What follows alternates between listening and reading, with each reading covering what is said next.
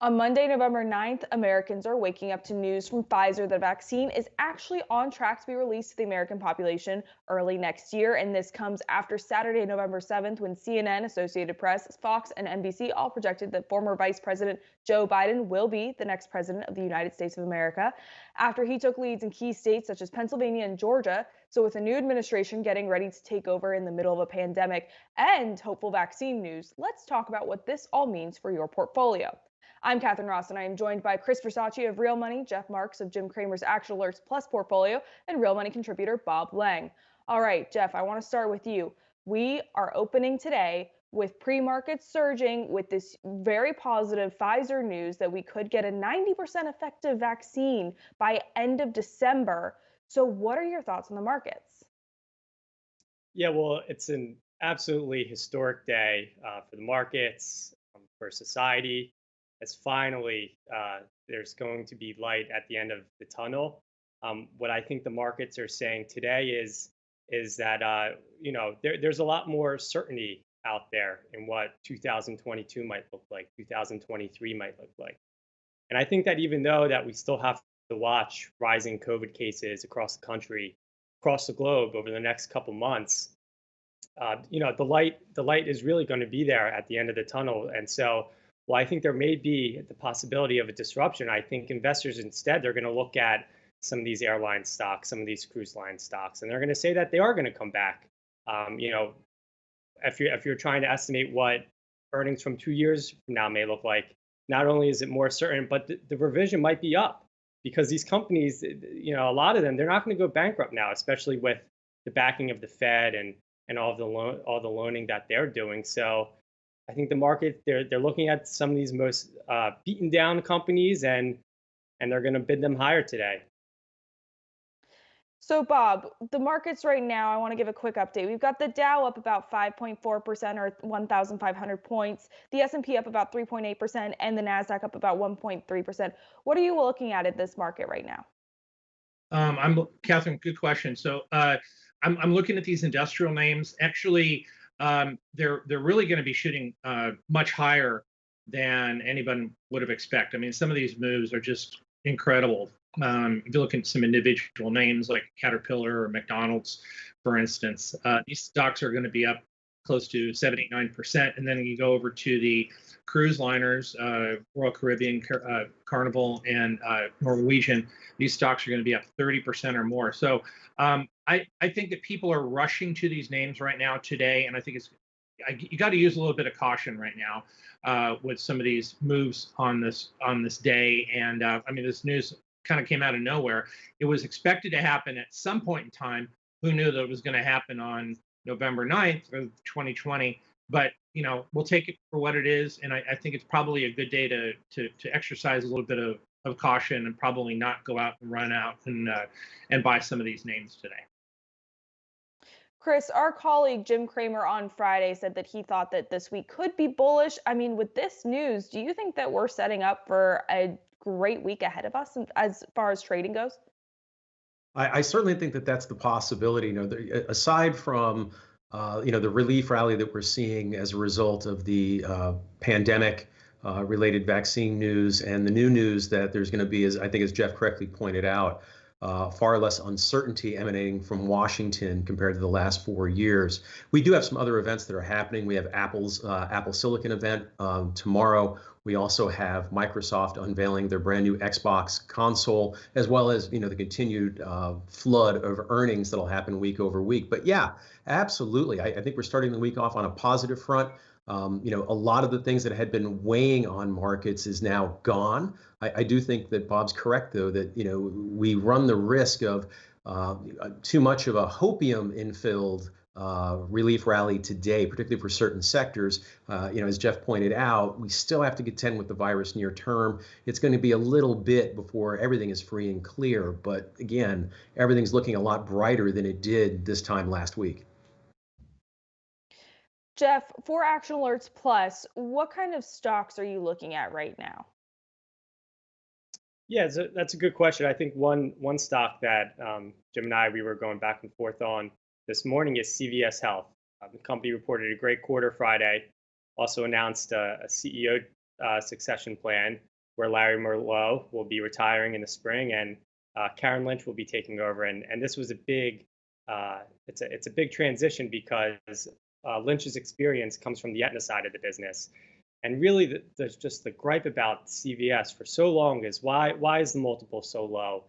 Especially when you look at it relative to peers in a managed care group. It traded more like Walgreens, even though they bought Aetna in 2018 and they've been integrating that. So I think the quarter Friday was a kickoff for a re-rating, and I think the discount to its managed care peers is going to narrow. And I would also say too that when we are thinking about the vaccine as a 2021 story, 2022 story, where are you going to go to get the vaccine? It's going to be at a CVS Health, most likely, CVS, Walgreens, Rite Aid, and that's going to be a nice tailwind for them, whether it's through the just the administrating the vaccine or just the foot traffic that it's going to bring in, as well as people come to the stores to get a vaccine. Maybe they look around and shop for something else as well. So it's still a very cheap name. It has a good yield.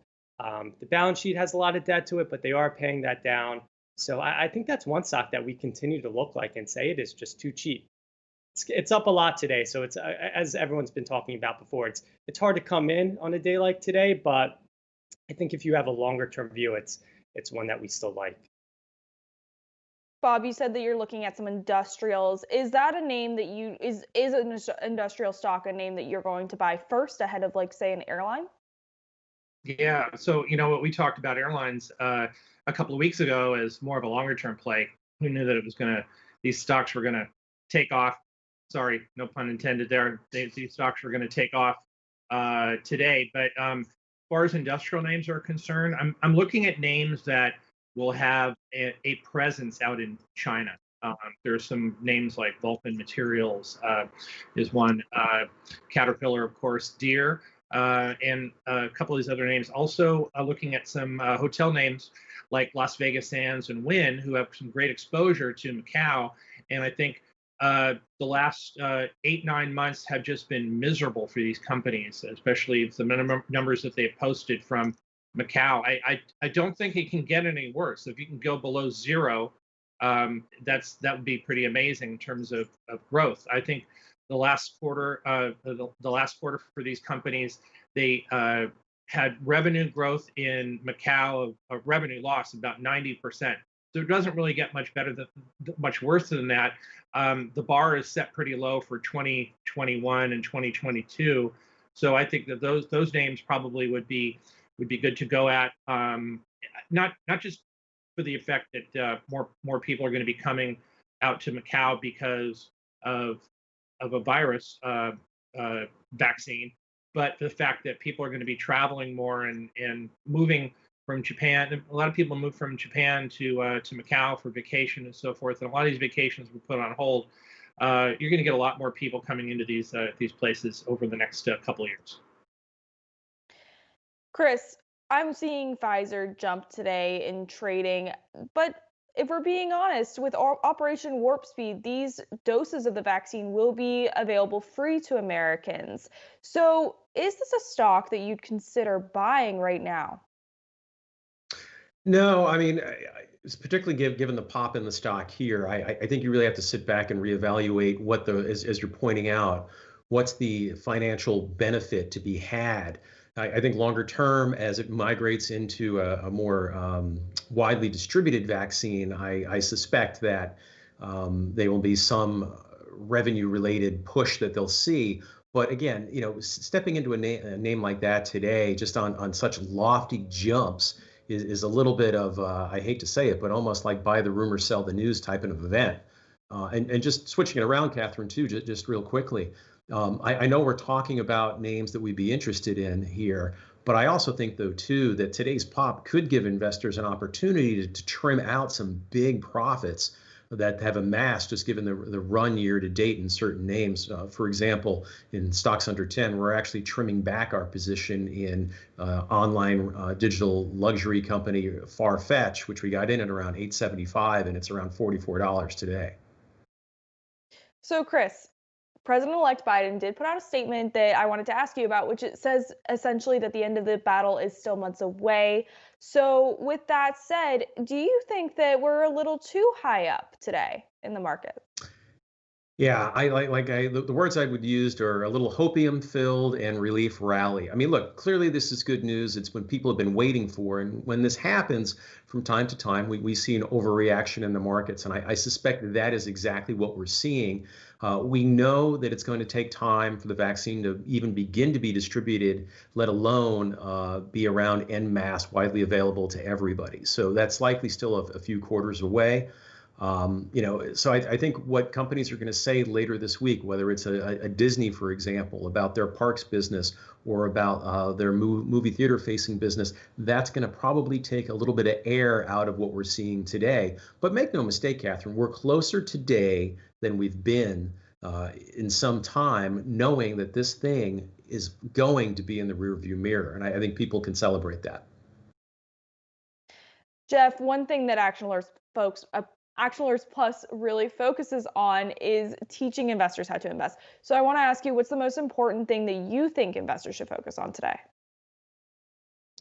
Well, I think a day like today is really just the importance of diversification. I think comes up and for months now, really ever since the pandemic really started to hit. I would go as far as say back in March, we've been talking about having a barbell to the portfolio, and what we mean by barbell is that we keep about half of our stocks tied to half of the portfolio tied to stocks that are benefiting from the COVID-19 economy. That's going to be the stay-at-home winners. We'll mix in a lot of secular growth trends in there as well, such as e-commerce, 5G. Then the other half of this of the portfolio is going to be really just this return to normal, I'll say, or the reopening of the economy. That's going to have your industrials, your financials, a company like Disney that needs it for its theme parks. So basically, throughout the past, 6, 7 months, it's obviously been one side of the portfolio really doing well, and that's going to be the COVID-19 winners. But you always wanted to keep that other side because there's going to be days like today where you're going to need those exposure to the banks, to like a Boeing in aerospace, Honeywell in industrial, because otherwise you're just way too off sides, and you're going to end up trying to play. There's going to be a fear of missing out, and you're going to end up buying at some ugly prices if you've been leaning one side over the other. So I think again, this is just another win for diversification. So looking forward to next year, the vaccine is now on our calendars, but that's not the only thing that's marked on our calendars. We also have a new president-elect, as so far as the projections from sources such as Associated Press, CNN, Fox, and NBC go. So I want to ask you, Bob, looking at sectors to focus on in early next year, they can be COVID focused. They can just be, based on the fact that we possibly have a divided government, which, as Jim Cramer says, is good for Wall Street. What kind of sectors are you watching? Well, one of my most favorite areas to watch here, especially with Democratic president, would be healthcare, and not just the HMOs, but also the hospitals too. I think we got a good pop today from HCA, and that was not necessarily because of the fact that they're going to have fewer patients, hopefully down the road from COVID, but the fact that policies from a Biden-Harris administration are going to be positive and favorable for them over the long term. Tenet Healthcare is another one. THC is one that I'm looking at. But then, these HMOs are also very strong too. And they took the lead last week, if you remember, the day of the election, the day after the election, when it looked like Joe Biden really started to get a stranglehold on the presidency. So you saw names like United Health and Humana start moving really sharply higher. And CVS, of course, as Jeff mentioned, an Action Alerts Plus name, they acquired Aetna a little over a year ago, and they also popped not just on good earnings, but also on strong guidance down the road. And I think people have to look at that one very, very closely as a strong name. But those two are healthcares, hospitals are a couple areas that I'm looking at. I'm still looking at the airlines, even though they're getting a huge pop today. I do think that those names are gonna continue to do well as people come back and start to travel again. One of the names that internet names that is actually up today strong is Booking.com, which you saw is probably up close to 150 to $200. I mean, this is a company that thrives on internet travel and bookings and hotel bookings for and airlines as well too. They've been struggling for a while, but I think they've gotten their step back. They came in with strong earnings last week, and I think that's another area that I think we could look to do well over the next 10 to 12 months. So, Chris, we've heard about the industrials, we've heard about the healthcare sector. What other sectors are you watching? Well, clearly, I think we want to pay attention to what's going to happen on a couple of fronts, including the traditional alt energy sectors, so everything from solar, so your companies like Sunrun, JK Solar, those types of areas. Odds are we could see some of the more traditional oil-based, coal-based sectors kind of get hit. So you're going to watch out for your Exxon Mobils, your Shells, those sort of things. But I think, Catherine, the big thing here is the split Congress. And I think that's going to probably prevent some of the more concerning things, such as the rollback of tax cuts, for example. I do think we will get a stimulus bill, and I think that's going to be good across the board. I think it'll help lead to higher EPS revisions, which is something I've been paying close attention to when we look at 2021 versus 2019. But anybody who's expecting a big disruption, I think, is going to be let down. And as you mentioned, Jim said that a Democratic president with a split Congress is good for the market. We've had some of the best returns in the market in that environment, and I think we're going to see that again in 2021. Chris, I'm glad that you brought up the stimulus bill because I do want to pose this question to all three of you, starting with Jeff. Let's say that because of this news, with a Republican Congress, are we concerned that a stimulus bill will be a smaller package than maybe what Wall Street had been bargaining for just a couple of months ago? Yeah, I think that might be a concern. I think there was a belief under a more of a blue wave scenario that you would get much more fiscal spending, and I think some of the air in that was taken out following the results from the election. But I would still say there should be one coming. Now, it's just really a question of the timing and whether the President Trump and his administration will be willing to get a deal done before Biden's inauguration day. I think that's the debate. Again, it's look, fiscal spending has been and the next round of stimulus has been. I would have thought we would have had one by now, so it's really hard just to predict the exact timing. But I still think it is more of an inevitable package than something that won't occur. And Bob, I want to just jump in because we did hear that Mitch McConnell, Senate Majority Leader, did kind of say after we got that positive jobs report last Friday that maybe a bigger stimulus package isn't as necessary. But with that said, we are seeing record numbers of coronavirus infections. To you as an investor, is this concerning? I think it's truly sending a mixed message here, Catherine, and I'm puzzled as to without sounding political or partisan here, I'm puzzled to the motivation here by either party to hesitate in getting stimulus out to people who need it the most. I've been in contact with people who own small businesses and people who've worked and have been laid off.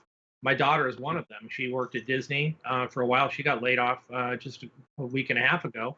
And she's just a number of very, very many people out there who are in the same boat that need some help and some stimulus out there to help keep them going, keep them afloat until an effective virus vaccine is out there and people are taking it and feel safe to go out in public again.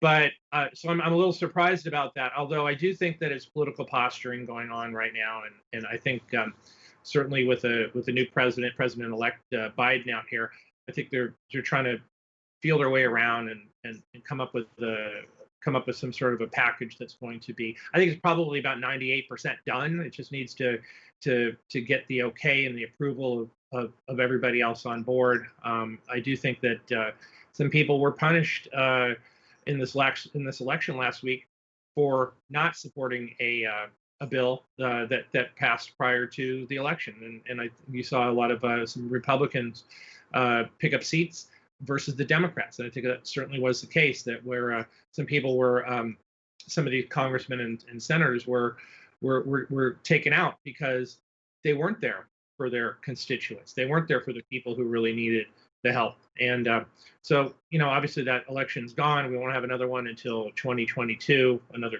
big congressional and some senators. But we'll have to see how things go. I certainly hope the sooner the better. I know Jeff was mentioning that he thought maybe President Trump might be able to, pull a rabbit out of the hat here before the end of 2020. I don't think it's going to happen. I think a deal is probably likely to come in February. Is that too late? I don't know. I think it's been delayed far too long anyway. So it could be too late for some people. So Chris, following what Bob just said, what's your advice to investors if we don't get a stimulus deal until about February? First off, I hope to God we get a stimulus bill before February. Notwithstanding your comment about McConnell, Catherine, there's still millions of people who are out of work, people who are living paycheck to paycheck, and as these coronavirus cases continue to climb, we do run the risk of additional shutdowns, and that's going to simply weigh on small businesses that are already struggling. So, my personal perspective is it can't come soon enough. And I do think that if Trump is able to squeeze a stimulus package out, it's a way for him to go out on a high note. And I would not discount that, just given the personality at play there. But in terms of your question, areas that we would be looking at, if it's delayed, then obviously, restaurants are going to be, kind of vulnerable here. Anything that's, consumer foot traffic driven that might be seeing some relief today, whether that's some of the mall REITs, for example, Simon Property Groups, those types of things, we would be taking a hard look at to the downside and really avoiding here, particularly after such a positive pop today. So based on the positive vaccine news, based on having a new president-elect, Bob, give me a stock to sell and a stock to buy. I'm sorry, say it again, Catherine. Give me a stock to sell and a stock to buy. Okay, a stock to sell would probably be something in the work from home area, and I know a lot of these stocks are getting hammered today. I think probably, if you might want to loosen up and let go if you have some profits on Zoom Media, ZM. Also possibly Peloton. I know you asked for one. There's two. A stock to buy. I kind of agree with Chris in the restaurant group, but I'll tell you what. I think that some of these people are going to be coming back to the fast food area. And we saw McDonald's had some good earnings this morning. I would take a look at Yum, Y-U-M, not Yum China, but Yum Brands, which has quite a few names out here in the United States, which is Pizza Hut, Kentucky Fried Chicken, and Taco Bell. So I think that this name right here, the chart looks fantastic, and I think it's pushing up near all-time highs. And I think that this stock has got some legs, and I think people are going to be coming back to these restaurants pretty quickly over the next several months. All right, Jeff, give me a stock to sell and a stock to buy. Okay, for a stock to sell, I'm going to give you TJX, and I know it's almost sacrilege to say TJX, but because it's just such a great retailer, off price. And we own it currently for Action Alerts Plus, but it's up about 11% today, and they really don't have a great e-commerce presence. So we do have some concerns about what the holiday season might look like over the next couple months. They really need a vaccine to come back, and obviously that's why it's going to be up 11% today. But we're going to use this pop to bring the register on some shares, and a stock to buy. I think MasterCard actually is one of the big winners of today, and I think it's because for a couple of reasons. One, a stimulus package, get more money in the hands of people. I think that's great for them too. And also with the vaccine, we can finally, we're getting closer to international travel again. And that's going to be a huge for their business because they've really been impacted and been getting hurt by the lack of cross-border revenues. So I think once international travel, once that really picks up again, you have spending picking up from this inevitable fiscal package. I think MasterCard is a solid pick, and it's fintech as well in the market. Really likes that secular trend of cash to credit. All right, Chris, let's wrap it up. Give me a stock to buy and a stock to sell. Sure thing. I'll make it quick. I'm going to reiterate what I said earlier about the stock that we're actually selling in stocks under 10. That's Farfetch Limited, FTCH. To the extent that we do get a virus, people are out back shopping. To the extent we do get a stimulus package, people will be spending more, maybe more in stores than we expect in 2021 than previously. That could weigh a little bit on Farfetch's business. In terms of a stock to buy, I said it last time, Catherine, I'm going to stick with it. Costco wholesale all the way into the holiday season and beyond as they continue to grow the number of locations that drives the high margin membership income. It's just a great name, one to continue to buy. And if you own it, just hold it. And with that, it's a wrap. I'm Catherine Ross, and I am joined by Real Money contributors Bob Lang and Chris Versace and Jeff Marks, who is a senior portfolio analyst at Jim Cramer's Action Alerts Plus portfolio. You can follow Bob and Chris's investing decisions over on Real Money, and you can get the latest updates from Cramer's team on Action Alerts Plus over on actionalertsplus.com. Thank you for joining.